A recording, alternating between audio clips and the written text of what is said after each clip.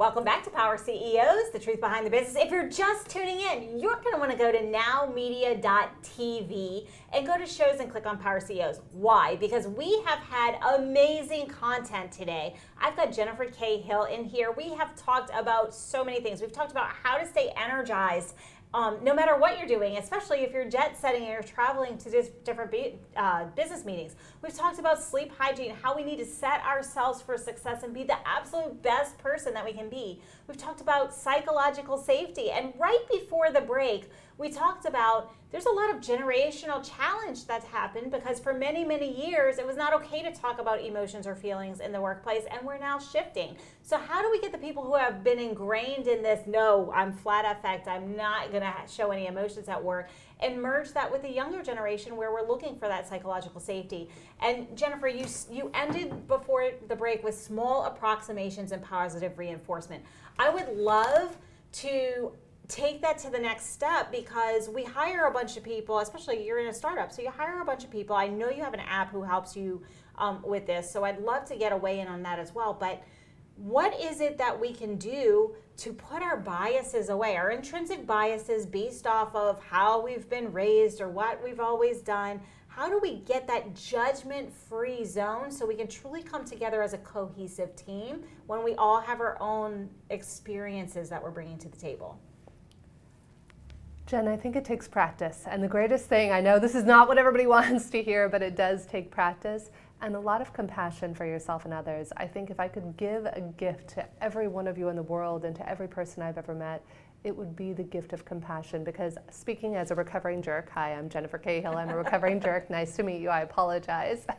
You know, those of us who tend to be the most judgmental, it's because we're judging ourselves the harshest. So the more that we can practice self-compassion, the more that we're going to be able to cultivate that for somebody else. We can never give somebody else something that we're not first giving to ourselves. So that's why self-regulation tools are so important. When we learn to self-regulate, then that helps us to be able to use our higher brain functioning to realize, is this a bias? So number one is just noticing, do I have biases? If so, what are they? Number two is, am I expecting others to be cookie cutters of me? This is the number one mistake of many of us as CEOs. I know I made this mistake, is that we treat everybody as though, oh, you're a mini-me, you should do exactly what I do at the same speed in the same way. No, everybody is a unique little snowflake, as much as you don't want to hear it. We are all unique snowflakes, and that's where I am fascinated to no end of how we're designed as human beings. I'm personally a fan, we have our own tool, OptiMatch, om.app, though another tool I use often in business is human design. Changed my life, Jen. I had another colleague named Jen, and she was working with me on the team. I didn't realize she was what's called a projector. Projectors make wonderful leaders. They're amazing managers. However, they're not good worker bees. So when I had her in a role where I was just giving her, delegating so much workload, she wasn't able to work with it. But then as soon as I found out that she was a projector, which meant she would be a great leader, we put her in a leadership role. She flourished and was amazing. And so as we think about this, I'm really curious because this is going to come to me. I know what the questions are going to be. Okay, we're talking about a lot of things. Is this woo-woo? Or is this another test? We've done all the tests in our company. You know, pick a test. We've done it. Like, what is different about what you're doing? So what's different about what we're doing about OptiMatch is it's based on motivating factors. There are lots of wonderful platforms out there like Myers-Briggs, Enneagram, all of those wonderful things. Those are measuring your personality. We like to say at OptiMatch that your motivators can evolve or devolve. We've had CEOs who have answered our questions 2 years ago and wanted to work on their decisiveness and getting out of their head. And over time, we can actually measure how much you're going up or down on that. So it gives people specific measurable ways, and we designed it from day one to match people. So that's how we tested it, is how well do two people match? And if you and I match on motivating factors, how well are we going to collaborate, and where do we want to create intentional friction? Obviously, you don't want a homogenous advisory board, leadership team, etc. What, no echo chambers? That's not going to do anybody any good either. But it's just having enough diversity where, like even diversity, this was funny, I hired my own assistant using our algorithm. I put my money where my mouth was. I went to an agency and said, give your top 3 applicants our matching questions. Took me 5 minutes to find him. I didn't even know it was him. We hired him. He's been working with us for several months. He's doing phenomenal. And so as we match motivating factors, or as we're looking for that and we're thinking about our teams, because everybody does this. Okay, I'm going to just pick on, DISC. I want a D, an I, an S, and a C, and that should make a perfect happy family. And guess what? It doesn't. No. There's so much more that goes into this. So how are you able to look at these matches and understand, okay, well, these are the attributes that we have, and this is how we communicate so that we can bring the two opposing forces together? So what I found in a lot of this, with like the discs of the world, et cetera, is that it wasn't designed to match in the beginning. And what we're doing is we're, number one, helping you to understand how to speak the language of the other person. That's why people ask, why do we call it fruits? We have apple, mango, lychee, and pear. And we called it fruits, number one, so it's neutral and you don't feel like you're good or bad because you're a driver or not a driver. And number two, we did it because it's like one person speaking apple and another speaking orange. I've been talking about this at HR conferences for 20 years. That's the biggest breakdown, is that communication is key.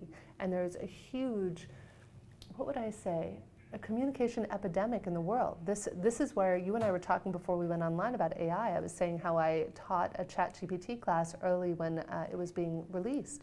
And one of the things that my partner and I who were teaching the class realized was that AI is going to teach us where we're not good communicators. And I think that's one of our biggest opportunities for growth as leaders. We can often be these amazing visionaries and have these great ideas, yet unless we can communicate it and, most importantly, have that communication land. How can I be sure if I'm an apple motivated by facts and you're a lychee, how can I have my communication land with you? And the onus is always with the speaker. If you want to point the fingers and blame, you did this, you did that, that's not going to get you very far. Well, and there's always a bunch of fingers pointing back at you when you do point that finger too. And so as we learn how to communicate in different communication style, I mean, I don't want to get super heady in this. For the people who are watching, the people who are listening, what is the one thing that they can do that maybe brings them into awareness of their own communication? So like, what is the one action they can take today to move themselves or their organization forward to become a better communicator? So here's exactly what I do with people. Is number one, you say to people what it is you need. Okay, Jen, I need X. And here's what I need in step 1, step 2, step 3. I'm going to verbally share this with you. I'm going to record it for the people who are more visual. And then I'm going to send you an email recapping step 1, step 2, step 3. And then I learned from a brilliant mentor many years ago, Alison Armstrong, on partnership. And she taught me to ask people, what do you need in order to provide me with that? And that's been one of my favorite techniques, is she had said that great partnership requires a process of clarification. And I think in today's immediate gratification society, we're not going through that process of clarification. Now, whether it's trying to understand whether you're a D or an I or an apple or a pear, it's really important to go through that process. By giving yourself the space for that process of communication, it may take more energy and attention now. However, over time, it's going to save you hundreds of man-hour and millions of dollars. And I really like that you brought the ROI in, because that's one of the things that many people look at. They're like, okay, this is great. Yes, we'll have a happy family, but how do I measure that? And so you have a distinct way. But as we communicate and we're better at communication, we have less rework. Yes. We have better retention of our employees because they're happier employees. Happier employees makes happier clients, means more sales. And so like it pretty much it's soft skills. Communication is a soft skill, but it's the soft skills, the understanding how we need to be communicated with, as well as how we communicate with others. That is so critically important. And in today's world, everybody's texting. You can't effectively communicate your emotionality in a text. You can throw an emoji, but I mean, I'm gonna be real, I'm a grandma. I don't understand what these emojis mean, and half the time my daughter's like, Mom, you don't wanna send that one. So we are living in a completely different world. So how do we bring this all together? Because our youth are literally just texting for communication. It's a great question, and actually we're hearing this quite a bit too about remote workplaces. This is a huge issue with remote workers. In the last 3 to 4 years, in a post-COVID era, and during COVID, we all of a sudden all had to learn how to work remotely, and it's hard to understand a person's needs and wants when we're not face-to-face with one another. So I think one of the ways that you can do this is also take the time to get to know people, and don't forget to add that personal element. It's so easy as CEOs, we're like, I have the next meeting I need to go to and the next thing and the next thing. But what if we paused? What if we got curious? And taking that 5 to 10 minutes, one of the things I've been teaching for a very long time to law firms and corporations is to do regular reviews with your team members, not once a year, not twice a year, but even monthly check-ins with your team. Getting curious, where have I surprised you? Where have I disappointed you? What can you count on me for? What can't you count on me for?